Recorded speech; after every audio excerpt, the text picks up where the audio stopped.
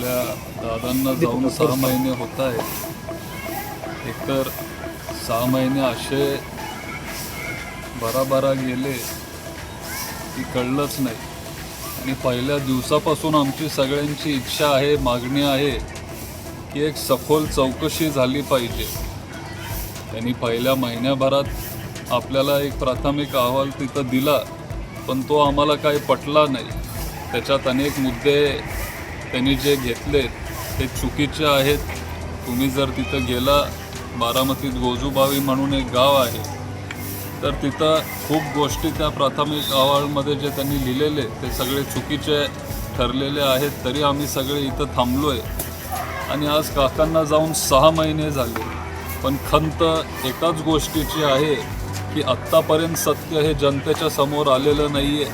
आज आपल्या दादांना जाऊन 6 महिने होत आहेत. एकतर 6 महिने असे भराभरा गेले की कळलंच नाही.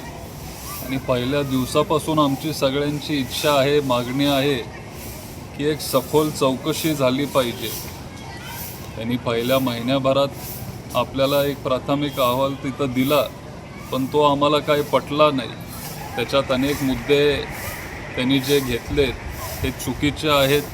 तुम्ही जर तिथं गेला, बारामतीत गोजूबावी म्हणून एक गाव आहे, तर तिथं खूप गोष्टी त्या प्राथमिक अहवालमध्ये जे त्यांनी लिहिलेले ते सगळे चुकीचे ठरलेले आहेत. तरी आम्ही सगळे इथं थांबलो आहे आणि आज काकांना जाऊन 6 महिने झाले. पण खंत एकाच गोष्टीची आहे की आत्तापर्यंत सत्य हे जनतेच्या समोर आलेलं नाही आहे. आम्ही सगळ्यांनी संयम ठेवलेला आहे. आम्ही वाट बघत होतो की दुसरा आता तिथं रिपोर्ट येईल, तिसरा रिपोर्ट येईल. पण आता परवाच मी बातम्या बघत होतो, जी एअर इंडियाची जी दुर्दैवी घटना आपल्या अहमदाबादला जी झाली, त्याला वर्ष होऊन गेलं तरी पण आत्तापर्यंत कुठेही काही तिथं चौकशी केली गेली नाही आहे किंवा रिपोर्ट आपल्या सगळ्यांच्या समोर आलेला नाही आहे. आणि अजितदादांसारखे एवढे मोठे नेते आपल्याला अचानक सोडून गेले. लोकांच्या मनात शंका आहे. सारखं लोक बोलून पण दाखवतात आणि तरी आत्तापर्यंत तो रिपोर्ट समोर येत नाहीत. ह्याच गोष्टीची खंत आहे आणि वाईट वाटतं. आणि आमची सगळ्यांची इच्छा आहे, अपेक्षा आहे की लवकरात लवकर त्या दुर्दैवी घटनेची माहिती आमच्या सगळ्यांच्या समोर यावी आणि नक्की त्या दिवशी काय झालं, कसं झालं, व्हिडिओ, CCTV, साधे CCTV व्हिडिओ मुंबई एअरपोर्टचे अजून आपल्यासमोर आलेले नाही आहेत. आणि लवकरात लवकर ही सगळी चौकशी झाली पाहिजे. CBI चौकशी करत आहे, CID असेल, आपलं DGCA असेल, सगळे जर एवढी चौकशी करत असतील तर मग हे सगळं समोर यायला एवढा वेळ का लागतो, हाच प्रश्न माझ्या आणि सगळे जे बारामतीचे सर्वसामान्य जनता आहे त्यांच्या मनात आहे. का वेळ लागतो असं तुम्हाला वाटतं? आता मी चौकशी तिथं करत नाही आहे. चौकशी सगळे पोलीस अधिकारी असतील किंवा जे टेक्निकल लोक आहेत ते सगळे तिथं चौकशी करत असतील. करत आहेत, नाही करत आहेत, हे त्यांनाच आपल्याला विचारावं लागेल. पण वेळ लागतोय हे खरं आहे. आज 6 महिने होऊन गेले. आम्ही पण संयम ठेवला, आम्ही पण थांबलेलो. आम्हाला वाटलं की आज रिपोर्ट येईल, उद्या रिपोर्ट होईल. एवढे दिवस झाले, आत्तापर्यंत काहीच आपल्यासमोर आलेलं नाही आहे. पण आत्ता खरी गरज आहे की लोकांसमोर तुम्ही हे सगळं मांडलं पाहिजे. दादांसारखे एवढे मोठे नेते, लोकप्रिय नेते, महाराष्ट्राचं नुकसान झालं आहे, देशाचं नुकसान झालं आहे आणि तरी पण आत्तापर्यंत तो रिपोर्ट आपल्यासमोर येत नाही. म्हणजे साधं जर कुठंतरी एखाद्या हॉटेलमध्ये जरी कुठली दुर्दैवी घटना घडली तरी त्या हॉटेलच्या मालकाला ते अटक करतात आणि मग ती चौकशी तिथं चालू ठेवतात. आज एवढी मोठी घटना होऊन सुद्धा VSRच्या मालकांवर अजिबात कुठलीही कारवाई तिथं केली जात नाही आहे. VSRचे जे सिंग आहेत त्यांना कुठेही तिथं बोलवण्यात येत नाही आहे. विमानांची चौकशी तिथं केली जात नाही आहे.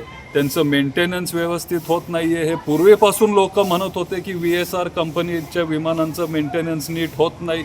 विमानात ते फ्यूल मोठ्या प्रमाणात तिथं भरत असतात. कॉस्ट कटिंग करण्याच्या भांगडीत ते सगळे हे गोष्टी करत असतात. आजपर्यंत मी एवढ्या सखोल किंवा खोलात जाऊन मी ह्या गोष्टींवर कधी बोललेलो नाही आहे. पण आता आमच्या सगळ्यांचा संयम सुटत चालला आहे. बारामतीकरांना आता सगळी उत्तरं पाहिजेत की नक्की त्या दिवशी काय झालं. तुम्ही आम्हाला एकदा तरी सांगितलं पाहिजे किंवा जे काय चौकशीतून समोर येत असेल हे तुम्ही आमच्या समोर मांडलं पाहिजे. एवढीच मी विनंती करतो. तुमच्या माध्यमातून मी सगळ्यांना जे कोण आपले इन्व्हेस्टिगेटिव्ह एजन्सीज असतील त्यांना सगळ्यांना विनंती करतो की लवकरात लवकर हे सत्य तुम्ही आमच्या समोर मांडावं. अजित पवारांचा अपघात 28 तारखेला झाला, त्याच्यानंतर 13 दिवसानंतर साधारण 11-12 फेब्रुवारीच्या दरम्यान हा घातपात असल्याचा संशय व्यक्त केला गेला. तेव्हा जी प्रकर्षानं मागणी होत होती चौकशीची ती आता होताना दिसत नाहीये आणि हेच त्या संबंधित यंत्रणेला पाहिजे असं तुम्हाला वाटतं का? तेव्हाही आपण मागणी केली, तेव्हा आपण प्रयत्न केले, पण आपण पण समजून घेतलं पाहिजे की शेवटी त्यांनाही आपण वेळ दिला पाहिजे. ते सगळे जे टेक्निकल एक्सपर्ट्स असतात किंवा ज्यांना विमानातली आतली टेक्निकल माहिती असते किंवा जे हे काम करत आले त्यांना पण आपण थोडा वेळ दिला पाहिजे, ही तेव्हा माझी भावना होती. पण लवकरात लवकर आपल्याला हे सगळे गोष्टी समजले पाहिजे. ते तेव्हाही वाटायचं, आजही वाटतंय. आणि आता 6 महिने होऊन गेले. असं मला तरी वाटतंय की आता आपण भरपूर त्यांना वेळ दिलेला आहे. अजून वेळ आपण त्यांना देऊ शकत नाही किंवा आता आमचा पण पेशन्स आता संपत चालला आहे. काहीतरी एक दुसरा रिपोर्ट त्यांनी लवकरात लवकर आपल्या समोर तिथं त्यांनी मांडावा, एवढीच आमची सगळ्यांची इच्छा. पुढची भूमिका काय? आता आम्ही त्यांच्या रिपोर्टची वाट पाहू. मला विश्वास आहे की सगळे तिथं पाठपुरावा करत असतीलच. मग ते स्वतः काकी असतील किंवा सगळेच तिथं पाठपुरावा करत असतील. पण लवकरात लवकर तो रिपोर्ट आला पाहिजे. आम्ही तिथं पाठपुरावा करू, आम्ही त्यांना जाऊन भेटू, त्यांना विनंती करू की आत्तापर्यंतची जी काही माहिती असेल ती तुम्ही आमच्या समोर मांडली पाहिजे. जे काही गोष्टी तुमच्या फाइंडिंग्समध्ये आल्या असतील ते तुम्ही आम्हाला सांगितले पाहिजेत. कारण आम्ही आता अस्वस्थ व्हायला लागलो आहे. लवकरात लवकर काहीतरी नवीन माहिती आमच्या सगळ्यांच्या समोर आली पाहिजे. काही दिवसापूर्वी शरद पवार पंतप्रधानांना भेटले, त्याच्यानंतर पंतप्रधानांना अमित शहांना सुनील तटकरे भेटले, त्याच्यानंतर प्रफुल्ल पटेल आणि शरद पवारांची भेट झाली. काय चालू आहे नेमकं राष्ट्रवादीमध्ये? पवारसाहेब हे खूप मोठे नेते आहेत. स्वतः पंतप्रधान जेव्हा बारामतीत आलेले तेव्हा ते म्हणालेले की साहेब हे माझे गुरु आहेत, त्यांच्याकडून बरंच मी शिकत आलो आहे. आज सगळ्यात जास्त अनुभव आपल्या देशात जर कुणाकडं असेल तर तो अनुभव आपल्या आदरणीय पवारसाहेबांकडं आहे. हे पंतप्रधान पण मान्य करतात. आणि साहेबांनी स्वतः तुम्हाला तिथं सांगितलं की ते भेटायला गेले. जो आपला नीटचा प्रश्न होता किंवा जे कॉक्रोच जनता पार्टीचं आंदोलन जे जंतर मंतरला चालू होतं ते थांबवण्यासाठी किंवा त्याच्यातून मार्ग काढण्यासाठी तिथं पवारसाहेब जाऊन भेटले. लगेच दुसऱ्या दिवशी आपल्याला तिथं ॲक्शन पंतप्रधानांनी घेतलेली ती बघायला मिळाली. आणि शिक्षण मंत्री जे आहेत आपले केंद्रीय शिक्षण मंत्री त्यांचा राजीनामा तिथं घेण्यात आला आणि या संदर्भात साहेब तिथं पंतप्रधान साहेबांशी बोलायला गेले होते.